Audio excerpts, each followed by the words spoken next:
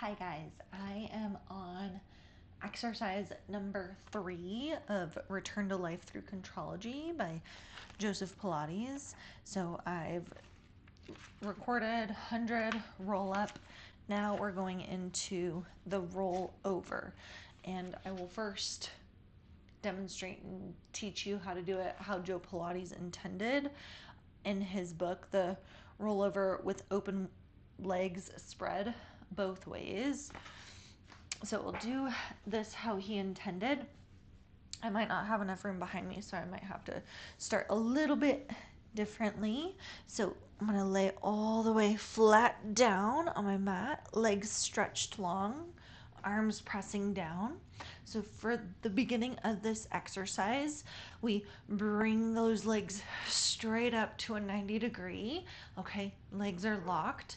And then starting from the bottom of the hips, the pelvis here, we're going to take those legs all the way back overhead. Now we're trying to touch the toes to the floor behind us. Separate the legs, flex the feet, press the arms into the mat, roll down through the spine, articulating, legs come back together, and then we would start over for that, okay? And then we would reverse because it's both ways. So you start with legs wide, do your rollover, tap your toes behind you, close, roll all the way back down, pressing the arms down, controlling with the abdominals on the way back down. Now, this is exercise number 3 in Joe Pilates Contrology. This is going to be pretty challenging for a lot of people. If you think about our short spine exercise on the reformer, that exercise is going to prep you and prepare you for the sensation of the rollover. Now, a couple of ways we can kind of cheat or assist for the rollover. Okay, I think rolling back or rolling like a ball, which comes a little bit later, could help get you there. And this also could help to get you into your roll up, which I believe I showed you. I don't know if I related the two though. So we did our rolling up, holding the backs of the thighs. Okay, you can use a little bit of momentum until you build the muscle, because momentum is not muscle. Momentum is not contrology and control. Okay, but we can use that to our advantage to help get clients there. So maybe we start at the top for our roll over, okay? And I would even just bring the hands down and then use a little bit of momentum to bring those legs back overhead and then roll all the way down. Okay, so I use that rolling sensation to bring myself up as well. And I didn't straighten the legs, I didn't try to touch the toes to the floor behind me, but I did push off, roll and tuck and roll all the way back, and then roll and use that momentum to bring you back up. Okay, that could be one option. Another option, breaking it down so that we could build it back up. Okay, so your bridge is going to be a great prep for your rollover, right? Because your hips are going to be lifting up and overhead.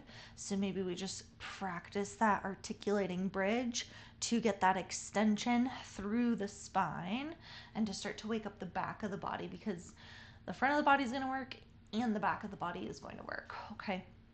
Next step, I would probably have clients reach the legs up. Hamstrings are going to be a factor here, so I might start bent tabletop and some single toe taps. So again, this is going to be more pre-Pilates, but this is going to start to help clients build some core strength and build proprioception to know where their body is in space. After the single toe taps, I would do double toe taps. Okay, down and up. Now watch, this movement is a hinge from the hip. I'm reaching my toes away, keeping that 90 degree bend at the knee.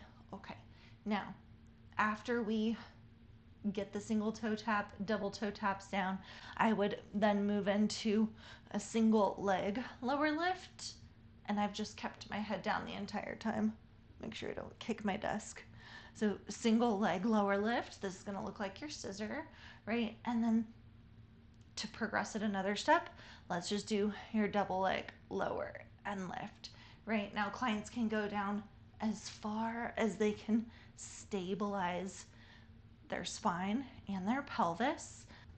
Now, if clients are feeling that a whole bunch in their low back, I would also offer them to put their hands underneath their sacrum, so you can make like a little diamond shape and just put that right underneath your sacrum, like low back area, and then we can practice that double leg lower lift or even your toe taps here, just to help support the pelvis in more of that posterior tuck instead of letting it rock forward into an anterior tilt. Okay, so once we've done a little bit of prep, and this could be something that takes weeks or months to build core strength, to build awareness, then we can start to progress the rollover just a little bit more. And if you're working on the reformer, you can always grab onto the shoulder blocks or the pegs for a little bit more support. So I would start with that double toe tap, and then as your knees come up, try to lift the hips into a reverse crunch position. So tap down, lift, tuck, slowly roll back down. Now what does that look like? It kind of looks like your short spine massage. So we get that feeling and the support when you're working on the reformer.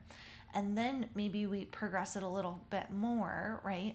After we've built that strength, and we do our roll over, but maybe the toes don't touch all the way down onto the floor, because that's going to require a lot of flexion of the spine to complete that full roll over.